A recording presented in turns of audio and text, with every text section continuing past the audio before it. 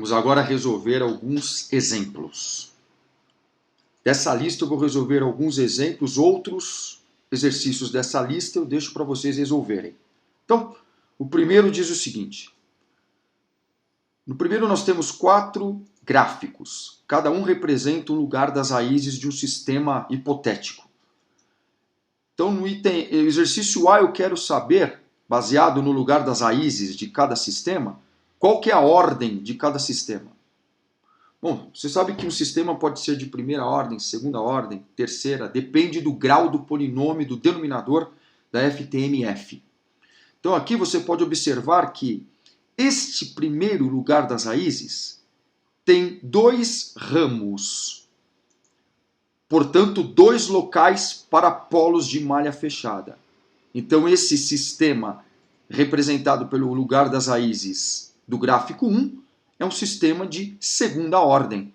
Só tem 2 locais para polo, portanto esse sistema só tem 2 polos de malha fechada para qualquer K. Então o gráfico 1 representa o sistema de segunda ordem. De forma análoga, o gráfico 2 tem um lugar das raízes com 3 ramos. 3 ramos. Portanto, esse sistema tem 3 locais para polos de malha fechada. Portanto, é um sistema que tem para qualquer valor de K 3 polos de malha fechada. Portanto, o sistema é de terceira ordem. O gráfico 3, idem ao 2. É um lugar das raízes com 3 ramos. 3 ramos. Portanto, é um sistema de terceira ordem. E o gráfico 4 tem um LGR, um lugar das raízes com 2 ramos, é um sistema de segunda ordem. Então, você pode afirmar aqui que este gráfico aqui,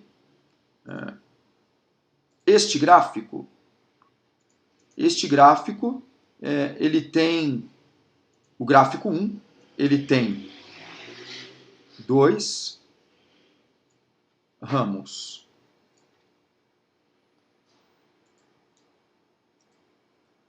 O gráfico 2 tem 3 ramos. O gráfico 3 tem também 3 ramos. E o lugar das raízes, número 4, tem 2 ramos. Então, você pode concluir tranquilamente que o gráfico 1 representa um sistema de segunda ordem. O gráfico 2 representa um sistema de terceira ordem. O gráfico 3 representa um sistema também de terceira ordem, porque ele tem 3 polos de malha fechada. E o último gráfico é um sistema de segunda ordem, porque tem 2 polos de malha fechada para qualquer K, porque o seu lugar das raízes tem 2 ramos. Alguém pode perguntar, mas aqui, nesse gráfico 4, eu tenho um X e um círculo. Significa um zero igual a um polo. Zero igual a um polo. Quando um sistema possui um zero igual a um polo, o efeito do zero cancela o efeito do polo. Um anula o outro. Então nem precisaria ter colocado esta marcação neste plano. Porque este zero, que é igual a menos 2, anula o polo igual a menos 2. Resolvido, então, o exercício A. O exercício A foi resolvido. Exercício B. É outra tabelinha só para organizar a resposta. No B, eu peço qual o valor de cada polo de malha fechada quando o ganho K é aproximadamente igual a 0. Bom, vocês já sabem que sobre o lugar das raízes eu só tenho polos de malha fechada para algum valor do ganho K. Vocês sabem também que o lugar das raízes começa quando o ganho K é muito baixo, ou seja, próximo de 0. Então, o começo do lugar das raízes é quando o ganho K é próximo de 0. Então veja, Lembrando que o lugar das raízes começa em um polo de malha aberta e termina em um zero de malha aberta, ou vai para o infinito, caso não tenha zero de malha aberta para terminá-lo. Então aqui ó, eu tenho dois polos, e lembrando que quando K é próximo de zero, o polo de malha aberta é igual ao polo de malha fechada. Quando K é próximo a infinito, o zero de malha aberta é igual a polo de malha fechada. De maneira que o LGR, o lugar das raízes, começa quando o ganho K é próximo de zero. Nesse gráfico 1, eu tenho dois ramos, um que começa em menos 2, então aqui o ganho K é aproximadamente igual a zero. E aqui, em menos 8, começa o outro ramo, ganho K é aproximadamente igual a zero. No gráfico 2, o ramo em azul começa no polo na origem, quando o ganho K é aproximadamente igual a zero, porque o lugar das raízes começa quando o K é baixo. O outro ramo em vermelho começa em menos 2, quando o K é aproximadamente igual a zero. E o outro ramo começa em menos 8, quando o K é aproximadamente igual a zero. Idem para o gráfico 3, K aproximadamente igual a zero, K aproximadamente igual a zero, e em menos 8, K aproximadamente igual a zero. K aproximadamente igual a zero em menos 8, K aproximadamente igual a zero em menos 4. Portanto, para o gráfico 1, os polos de malha fechada, quando K é próximo de zero, são menos 2 e menos 8. Então, para o gráfico 1, os polos de malha fechada, quando K é próximo de zero, os polos são menos 2 e menos 8. Menos 2 e menos 8. Muito bem. Para o gráfico 2, os polos são 0, menos 2 e menos 8. 0, menos 2 e menos 8. Gráfico 3, os polos são 0, menos 2 e menos 8 também. 0,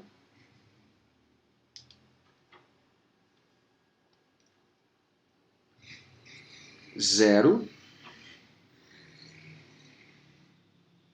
menos 2 e menos 8. E o último, gráfico 4, os polos são menos 4 e menos 8. Muito bem. Feito o exercício B. Agora vamos para o exercício C. Isso aqui é mais interessante, né? Exercício C. Vou colocar aqui, exercício C. Vamos analisar o exercício C. O que diz? Para o gráfico 1, calcular o ganho K que faz com que o sistema fique criticamente amortecido. Então, o item I do exercício C, eu quero K que faz com que o sistema fique criticamente amortecido. Então, vamos para o gráfico 1. O sistema é criticamente amortecido. O sistema é criticamente amortecido quando os polos são reais e iguais. Neste lugar das raízes, os polos são reais e iguais exatamente quando os ramos se encontram nesse ponto aqui. Ó. Eu vou puxar aqui. Nesse ponto, o sistema vai apresentar uma resposta criticamente amortecida. Muito bem. Então eu quero saber, você sabe que o lugar das raízes começa quando K é próximo de zero, você vai aumentando o ganho K, os polos do sistema em malha fechada vão se alterando, para um certo K, os polos serão reais e iguais. Se você olhar na escala, esse número é igual a menos 5. Portanto, eu quero K neste ponto. Para descobrir o valor do ganho K neste ponto, você tem que lembrar da condição de ganho. Lembra da condição de ganho? O que diz a condição de ganho? Então, o que diz a condição de ganho? Então, pela condição, vou até escrever aqui. pela condição do ganho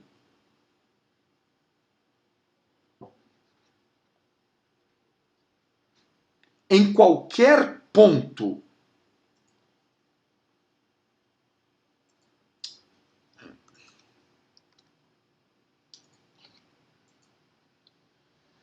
deixe-me apagar aqui. Muito bem. Em qualquer ponto do LGR, então, em qualquer ponto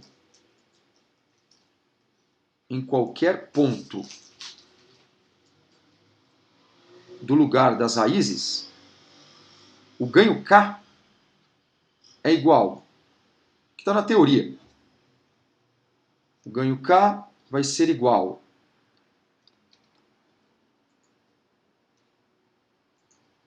ao produto dos comprimentos dos vetores de polos sobre o produto dos comprimentos dos vetores de zeros. Então, se eu quero o ganho K neste ponto em que os ramos se encontram, onde eu tenho polos reais iguais e, consequentemente, uma resposta criticamente amortecida, eu tenho que direcionar para este ponto todos os vetores de polos e zeros. Aqui não tem zeros, só tem vetores de polos. Então, vou direcionar para este ponto o vetor do polo menos 2. Está direcionado aqui. Deixa eu fazer em uma outra cor. Está aqui direcionado. E vetor do polo em menos 8, também direcionado para o ponto onde eu quero calcular o ganho K. Muito bem, dois vetores. Qual o comprimento desse vetor? Olhando pelo gráfico, o comprimento desse vetor é igual a 3. E o comprimento desse outro vetor também é 3. Portanto, o ganho K, para deixar a resposta criticamente amortecida, é igual a 3 vezes 3, produto dos comprimentos dos vetores de polos. Não tem vetor de zero, então você divide tudo por 1. Isso equivale a dizer que K é igual a 9. Um K igual a 9 vai gerar uma resposta criticamente amortecida. Gera resposta criticamente amortecida. Pronto, resolvi o item I. O item I foi resolvido. Agora, vamos resolver o item 2is, que é similar. É similar. Eu quero o valor do ganho K para que o sistema tenha pelo menos um polo igual a menos 6. No gráfico 1, agora eu não vou fazer, depois quando você for resolver a lista, você faça. Para não congestionar, eu vou acabar nem vou desenhar com uma outra cor, vai. Tá aqui, ó. Eu quero o ganho K para que pelo menos um dos polos seja igual a menos 6. Esse sistema tem dois polos. Um dos polos tem que ser igual a menos 6. Qual o valor do ganho K para fazer com que pelo menos um dos polos seja igual a menos 6? Aqui, ó. Eu quero o valor do K neste ponto aqui, então. Ó. Agora eu quero o valor do K neste ponto. Então eu direciono todos os vetores para esse ponto. Percebe agora que este vetor vai ficar um pouco menor. Vai ter comprimento igual a 2. E esse outro vetor vai ficar um pouco maior. Vai ter comprimento igual a 4. Portanto, para o item 2is do exercício C, usando a condição de ganho ainda, o K passa a ser igual a 2, que é o comprimento desse vetor agora, desse polo, até menos 6, vezes 4, que é o comprimento do vetor deste polo até menos 6. Então, 2 vezes 4. Não tem vetor de 0, divide tudo por 1. Isso é equivalente a dizer que K tem que ser igual a 8, para pelo menos ter um polo igual a menos 6. Perfeito. Resolvido o exercício C. O exercício D de dado é similar ao C, deixo para vocês. O exercício E também é similar ao C, eu deixo para vocês. E o F, eu também deixo para vocês. Agora vou direto para o exercício 2. Vamos lá. O exercício 2 é muito interessante, hein? Porque, olha, veja bem. Olha que interessante esse exercício 2. Então vamos ler o enunciado. Para o sistema representado pelo lugar geométrico das raízes abaixo, aqui poderia ser LR também, tá? Tanto faz, lembra da abreviação? Pode ser LGR ou LR, lugar das raízes. Então, até quanto pode ser aumentado o ganho K antes que o sistema fique instável? Vamos analisar o lugar das raízes. Aqui eu tenho o lugar das raízes, aqui ó, tá pequeno, mas aqui eu tenho um polo, aqui eu tenho outro polo, são polos complexos conjugados, aqui eu tenho um zero e aqui eu tenho outro zero. Então veja, lembra da teoria de lugar das raízes? O lugar das raízes começa em um polo de malha aberta e termina em um zero de malha aberta. Eu tenho dois polos de malha aberta, então eu tenho dois começos. Eu tenho dois ramos. Um ramo que começa nesse polo, o outro que começa nesse polo, e um dos ramos termina nesse zero e o outro ramo termina no outro zero, porque o lugar das raízes começa em um polo de malha aberta e termina em um zero de malha aberta. Veja que esses dois ramos não vão para o infinito, porque para cada polo tem um zero correspondente. Eu tenho dois polos de malha aberta e dois zeros de malha aberta. Portanto, os ramos do lugar das raízes têm fim. Cada um termina em um zero.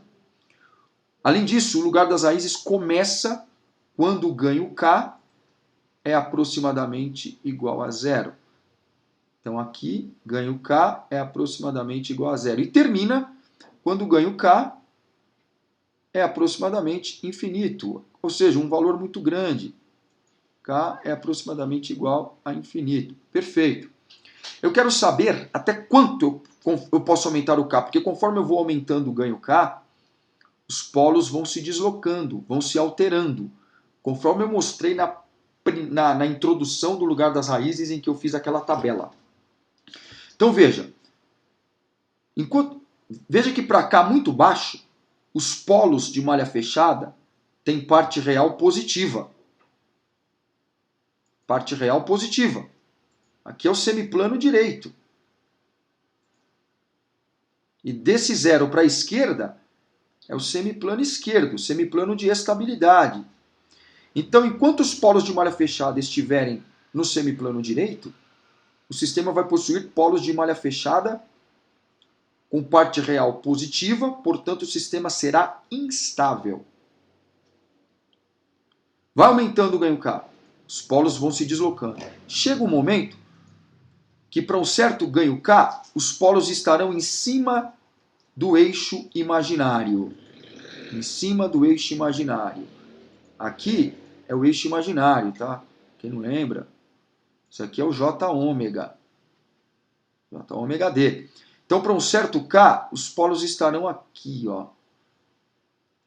Um estará aqui, o outro estará aqui. Perfeito? Qual o valor deste ganho K? Qual o valor do ganho K neste ponto? Ainda não sei.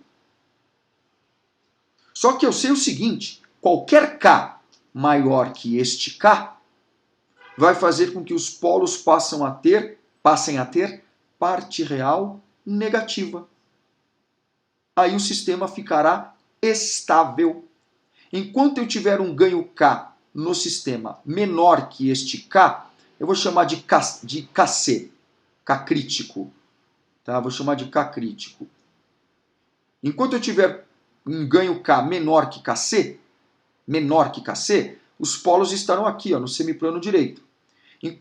A partir do momento que eu passo a ter ganho K maior que KC, os polos passam a ter parte real negativa e o sistema vai ficar estável. Essa é a análise do exercício 2. Então, eu vou até escrever isso resumidamente aqui. Exercício 2.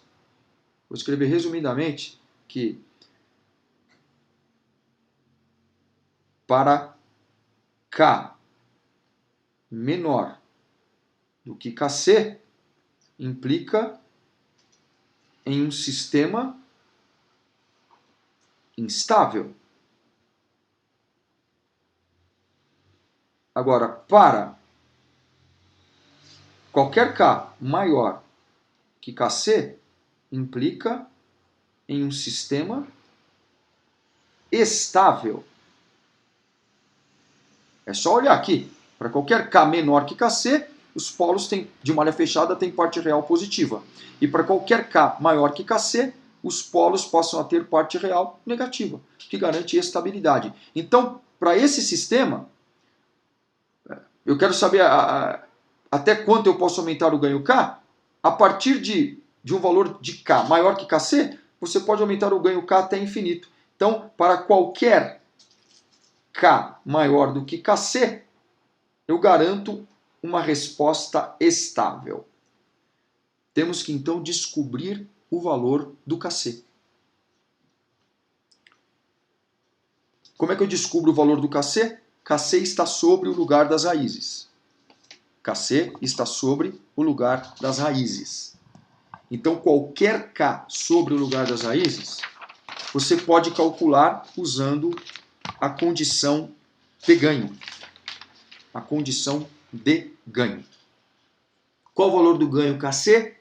Se eu quero saber o ganho nesse ponto, eu direciono todos os vetores de zeros e de polos para esse ponto. É o que eu vou fazer agora. Então eu vou direcionar o vetor deste zero e o vetor deste zero para este ponto aqui onde eu quero descobrir o valor do KC. Então, vou fazer o traçado aqui. Esse é o vetor do polo, que está em menos 2. Vetor direcionado. Este vetor, obviamente, que ele tem um comprimento, que eu vou chamar de B de bola. Pode dar qualquer nome, tá? Eu tenho também o vetor deste outro zero aqui, tá? Vetor deste outro zero, direcionado para o ponto onde eu quero calcular o ganho K. Esse vetor, eu vou dizer que ele tem um comprimento A. É do 0 em menos 4. Agora tem aqui um vetor do polo complexo, que está em mais 2 mais J4 aproximadamente. Você pode aproximar esse ponto para um valor igual a 4, tá? A gente está fazendo um cálculo analítico, então eu já vou aproximar por uma reta isso aqui, tá bom? Aproximar por uma reta. Esse tem um comprimento D de dado. D de dado. E por último eu tenho o vetor do conjugado. O vetor do conjugado deste polo complexo, tá? O vetor do conjugado do polo complexo. Então vamos lá. Vamos lá. Vamos direcionar esse vetor para o ponto onde eu quero calcular o ganho K. Tá aí o vetor. Esse comprimento eu vou chamar de C. Ok? Agora você tem que enxergar aqui alguns triângulos retângulos. Alguns. Observe aqui, ó. O comprimento deste vetor em verde, o comprimento A, é a hipotenusa desse triângulo retângulo aqui, ó. Eu não vou traçar para não congestionar, mas olha, é exatamente isso. Ó. Essa hipotenusa, o comprimento deste vetor é a hipotenusa desse triângulo retângulo. Por Pitágoras, você calcula o A. Então, eu posso escrever aqui, ó, no exercício 2, que o A, que o comprimento A, é igual a raiz quadrada de 4 ao quadrado mais 4 ao quadrado.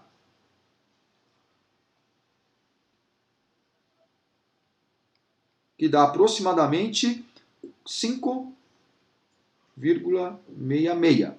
O B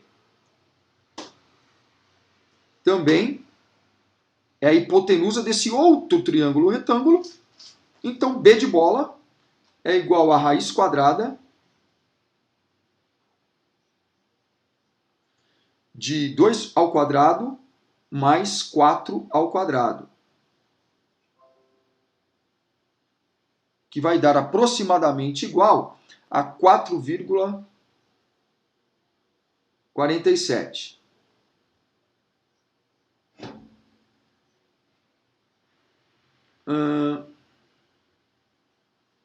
O C é a hipotenusa desse triângulo retângulo aqui. Ó. Então, C é raiz quadrada de 2 ao quadrado mais 8 ao quadrado.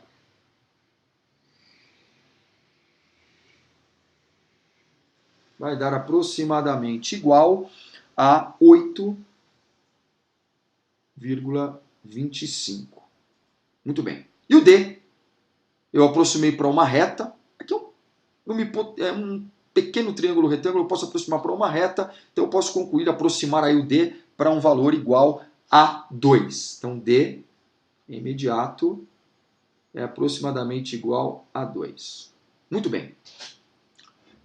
Agora fica fácil. É só você calcular o K. Calcula o K. Então, portanto, o KC é igual, pela condição de ganho, produto dos comprimentos dos vetores de polos. Produto dos comprimentos dos vetores de polos, ou seja, C vezes D. Sobre o produto dos comprimentos de vetores de zeros. A vezes B. Se você fizer o cálculo, você vai concluir que KC vai dar aproximadamente igual a 0,65. Resposta final. Resposta final. Vou colocar exatamente aqui, dentro deste balão aqui em vermelho. O sistema será estável para qualquer K maior que 0,65. Perfeito. Muito bonito esse exercício. Muito bonito. Perfeito. Ok. O exercício 3 é similar ao 2, eu deixo para vocês. Só que tem que analisar, hein? E o exercício 4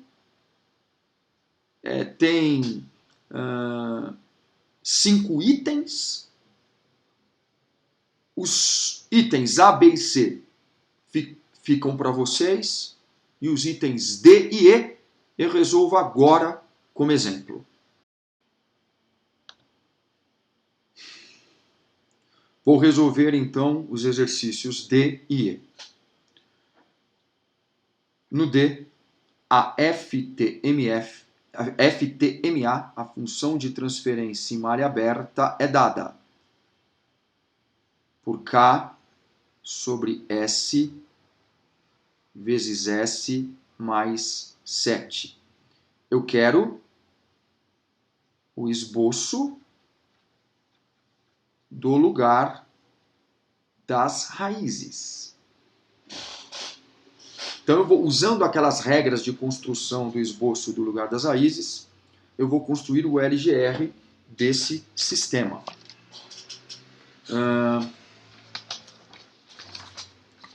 Primeiro ponto, você deve colocar no plano complexo todos os polos e zeros de malha aberta. Essa é a primeira regra. Então, calculando aqui os polos de malha aberta. Polos de malha aberta. São estes, ó.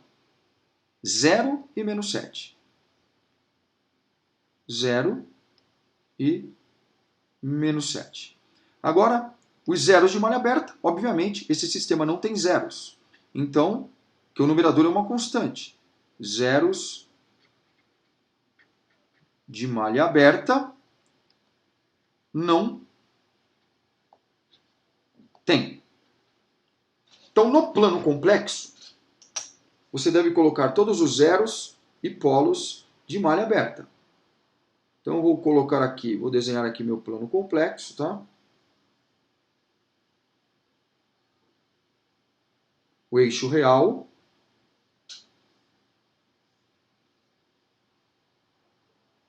Eixo real. Eixo imaginário.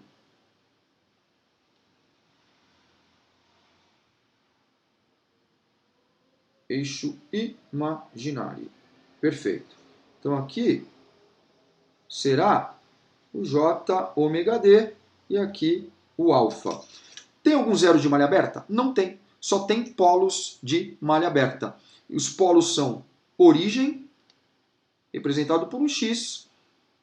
Faço questão de colocar até de uma outra cor. E menos 7. Vamos dizer que esteja por aqui. Claro que não tem escala, estou fazendo esboço. O lugar das raízes. Regra 2. O lugar das raízes sobre o eixo real está à esquerda de uma quantidade ímpar de raízes. Então, esse intervalo entre 0 e menos 7 está à esquerda de uma raiz, que é este único polo. 1 é quantidade ímpar, então todo esse intervalo sobre o eixo real pertence ao lugar das raízes. O intervalo que começa em menos 7 e vai até menos infinito está à esquerda de duas raízes, do polo menos 7 e do polo na origem. 2 é quantidade par. Então, esse intervalo até menos infinito não pertence ao lugar das raízes. E esse intervalo que é todo semi-eixo real positivo? Ele está à esquerda de nenhuma quantidade de raiz. Então, ele também não pertence ao lugar das raízes. Então, sobre o eixo real, só esse intervalo aqui pertence ao lugar das raízes. Terceira regra. O lugar das raízes começa em um polo de malha aberta. Então, vamos lá. Então, tem um ramo começando em menos 7 e o outro ramo começando na origem. O ramo que começa na origem,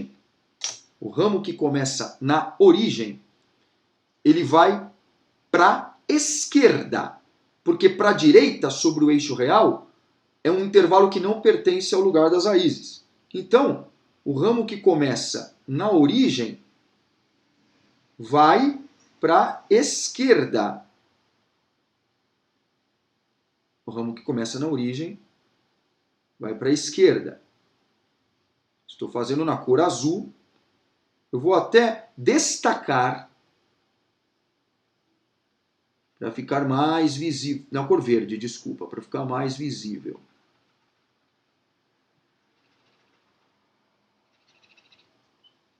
Perfeito.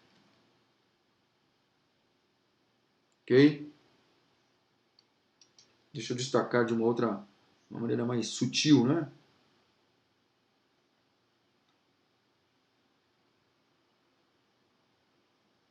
Aí. E o ramo que começa em menos 7 vai para a direita, visto que sobre o eixo real o trecho que está à esquerda não pertence ao lugar das raízes. Vou fazer este aqui na cor vermelha. Claro, se um ramo vai para a direita e outro vai para a esquerda no mesmo eixo, com certeza eles vão se encontrar em algum ponto. Eu só quero lembrar para vocês que ramos do lugar das raízes, eles não se sobrepõem. Eles não se sobrepõem. Então, quando os ramos do lugar das raízes se encontram sobre o eixo real, eles devem sair do eixo real. Este ponto de encontro dos ramos no eixo real é possível calcular, mas é um trabalho computacional. Para esse sistema simples, eu vou calcular. Mas só para esse sistema simples. Para os demais, não. Porque este é um trabalho computacional. Então, vou mostrar para vocês como se calcula este ponto de encontro dos ramos. Então, ponto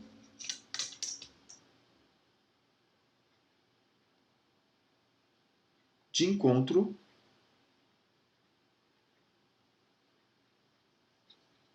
dos ramos. Como é que calcula?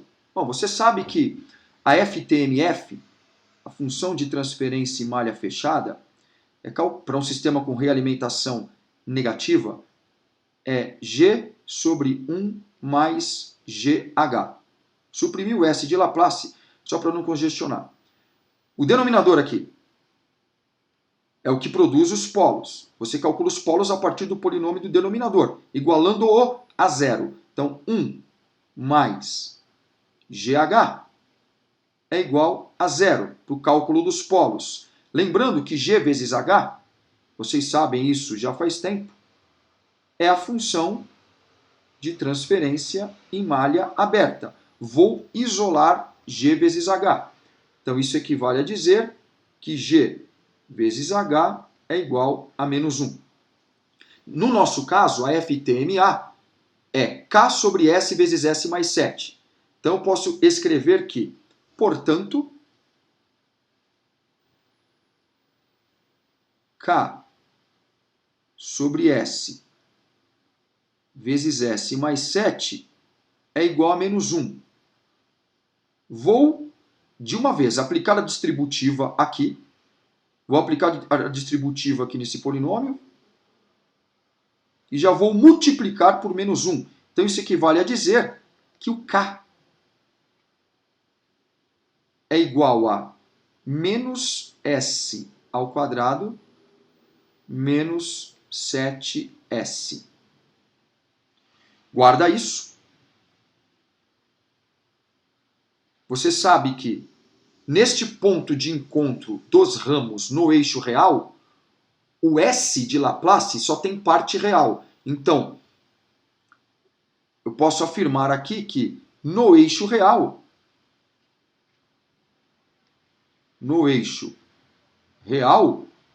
S é igual a alfa. Isso implica que K é igual a menos alfa ao quadrado menos 7 alfa. Vou agora derivar o K em relação a alfa e igualar a zero. Então, isso equivale a dizer que menos 2 alfa menos 7 igual a zero. Isso é equivalente a dizer que alfa é igual a menos 3,5. Então, o alfa, nesse ponto de encontro, é igual a menos 3,5. Veja, esses ramos, pelas regras de construção do lugar das raízes, deveriam terminar em um zero de malha aberta. Só que esse sistema não tem zeros de malha aberta. Não tem zeros de malha aberta. Portanto, esses ramos não terminam, vão para o infinito. Quando os ramos do lugar das raízes vão para o infinito, eu preciso calcular as assíntotas, retas assintóticas, para saber a direção que esses ramos vão tomar. Assíntotas, bom, como eu tenho dois ramos indo para o infinito, olha só, dois ramos indo para o infinito. Isso implica no cálculo de duas assíntotas, só para saber a direção que os ramos vão tomar. Lá nas regras do lugar das raízes, você sabe que todas as assíntotas têm um único centro, que eu chamei de sigma A. Eu não vou reescrever a fórmula, porque a fórmula está no conjunto de regras, mas a fórmula do centro das assíntotas diz que sigma A, que é o centro das assíntotas, é igual soma dos polos menos soma dos zeros. Eu não tenho zeros, só tenho polos. Então, soma dos polos. 0 e menos 7. 0 mais menos 7 dá 0 menos 7. Sobre número de polos, 2. Menos número de zeros, não tem nenhum zero. Então, significa que sigma A é igual a menos 3,5. E como eu tenho que calcular duas assíntotas, cada uma tem uma inclinação. Então, eu vou adotar n igual a 0 e pela fórmula do θA, eu calculo o ângulo da primeira assíntota, que se você fizer o cálculo vai dar igual a 90 graus. E a n igual a 2, n igual a 1, adotando, equivale ao ângulo da segunda assíntota, que se você fizer o cálculo vai dar 270 graus. Portanto, eu posso dizer aqui, eu vou colocar aqui a assíntota, vou tracejá-la, lembrando que a assíntota não é LGR, então aqui está a primeira assíntota, centro das duas assíntotas, em menos 3,5. Uma assíntota tem 90 graus de inclinação e a outra 270.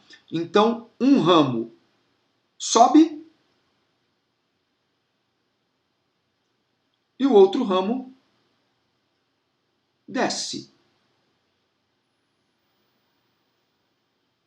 Este é o lugar das raízes para o sistema cuja FTMA é K sobre S vezes S mais 7. Agora eu pergunto, alguém pode me perguntar na verdade, qual o ramo que sobe? O verde ou o vermelho? Não importa.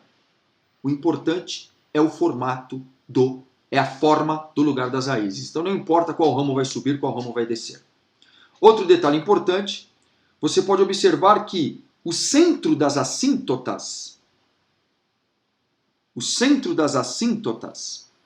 menos 3,5, coincidiu com o ponto de encontro dos ramos, que também é menos 3,5. Pura coincidência. Isso é um caso particular. Toda vez que você tiver um sistema de segunda ordem sem zeros, que é o caso, um sistema com dois polos e nenhum zero, o ponto de encontro dos ramos no eixo real será igual ao centro das assíntotas. E só nesse caso. Coincidência, isso é um caso particular. Nem sempre o centro das assíntotas será igual ao ponto de encontro dos ramos no eixo real. E a partir dos próximos exercícios, não vamos mais calcular esse ponto de encontro dos ramos no eixo real, porque isso é um trabalho computacional. Muito bem. Feito, então, o item D de dado, feito. E agora eu vou para o item E, que é o nosso próximo exemplo. Perfeito? Muito bem. Então, vamos para o item E. No item E, eu vou reescrever a função de transferência em malha aberta que foi dada, a função de transferência em malha aberta é esta daqui, ó. FTMA, lembrando que o lugar das raízes se constrói a partir da função de transferência em malha aberta e sempre. Então é K sobre S vezes S mais 2 vezes S mais 8. Perfeito. Olha esse sistema. Ele não tem nenhum zeros. Então eu vou escrever logo de cara. Não tem zeros de malha aberta. E polos de malha aberta ele tem? Claro. Polos de malha aberta são estes, ó. 0, menos 2 e menos 8. Está aqui, ó. Denominador da FTMA. Primeira regra. No plano complexo, eu coloco todos os zeros e todos os polos de malha aberta. Então, eu vou desenhar aqui o meu plano complexo, tá? Eixo real.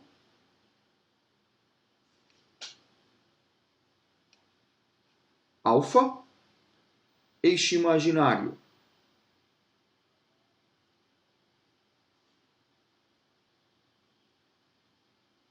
Que é o J ômega D.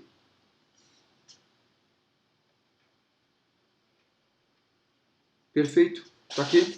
No plano complexo eu coloco todos os zeros e polos de malha aberta. Não tem polos de malha aberta, só tem zeros de malha aberta. Desculpa, não tem zeros de malha aberta, só tem polos de malha aberta. Um está na origem, o outro está em menos 2. Vou assumir que seja por aqui. A gente está fazendo esboço, então não precisa de escala.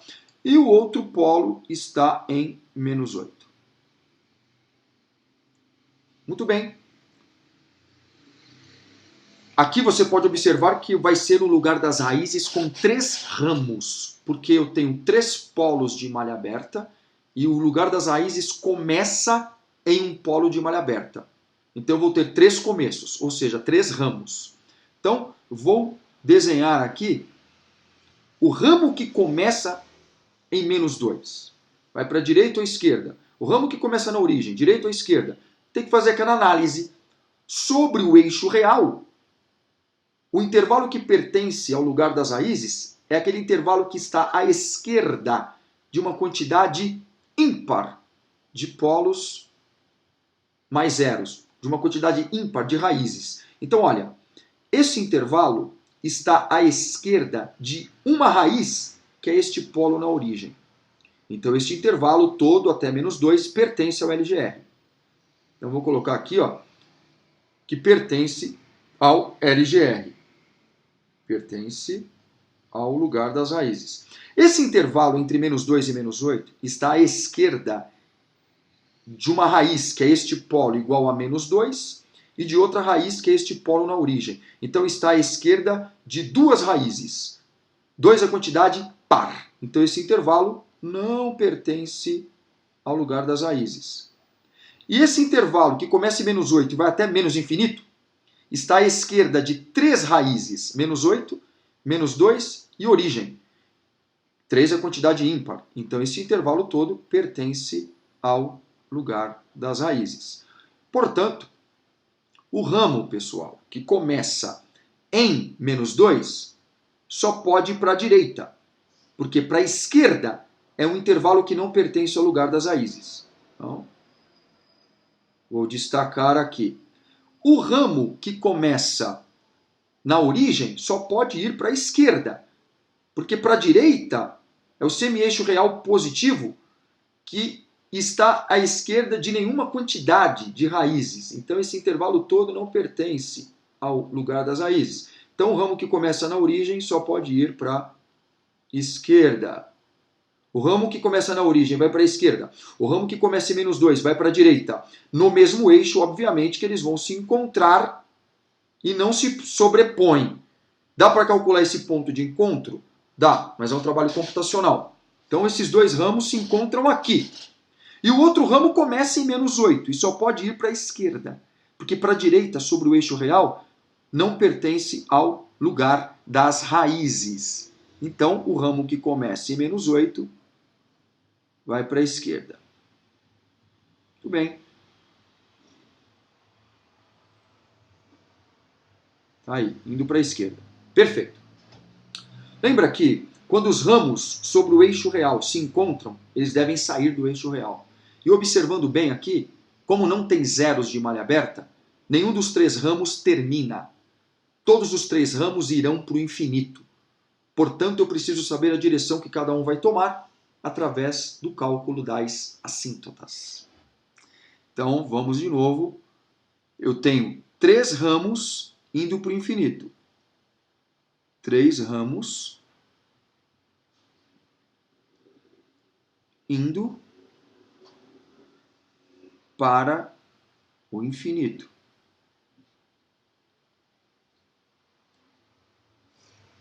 Isto implica o que equivale. Isto implica que eu preciso de três assíntotas para saber a direção que cada um desses ramos vai tomar. Então, o centro das assíntotas é comum para as três assíntotas. Então, vou calcular o sigma A. Fórmula está no conjunto de regras. Soma dos polos menos soma dos zeros, sobre número de polos menos número de zeros, vai dar menos 10, dividido por 3. Número de polos 3 menos número de zeros, que é igual a 0. Isso vai dar um número igual a sigma A igual a menos 3,3. E eu calculo 3 tetas, um para cada assíntota. Então, adoto n igual a 0, e na fórmula do θA, eu calculo o ângulo da primeira assíntota, que se você fizer o cálculo, você vai achar um θA igual a 60 graus. Para n igual a 1, ângulo da segunda assíntota, você vai achar um θA igual a 180 graus. E para n igual a 2, ângulo da terceira assíntota, você vai achar um θA igual a 300 graus.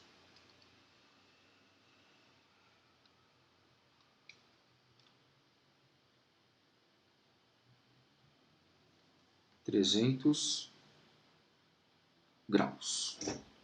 Perfeito. Vou colocar a assíntota tracejada no meu plano complexo, lembrando que a assíntota não é lugar das raízes, a assíntota é só para dar para você a direção que os ramos do LGR vão tomar quando eles vão para o infinito. Então vou marcar aqui o centro das assíntotas, que a gente calculou que é sigma A igual a menos 3,3. Vou dizer que é mais ou menos por aqui, vai. Menos 3,3, que é igual a sigma A. Primeira assíntota, 60 graus de inclinação. Primeira assíntota, 60 graus. Segunda, 180 graus. Todas partindo de sigma A. E a terceira, 300 graus. Muito bem. Então está definido. Um dos ramos, não importa qual, vai seguir esta assíntota e o outro ramo vai seguir a outra assíntota. Claro que este ramo que começa em menos 8 vai seguir a assíntota de 180 graus. Então ele continua sobre o eixo real, indo para menos infinito. E o ramo que começa na origem, eu vou dizer que ele sobe. Poderia descer, não importa. O que importa é o formato do lugar das raízes. E o outro ramo, em verde, eu vou supor que ele desça. Está aí o lugar das raízes para esse sistema, cuja FTMA é K sobre S vezes S mais 2 vezes S mais 8. Os outros exercícios ficam para vocês. Até mais!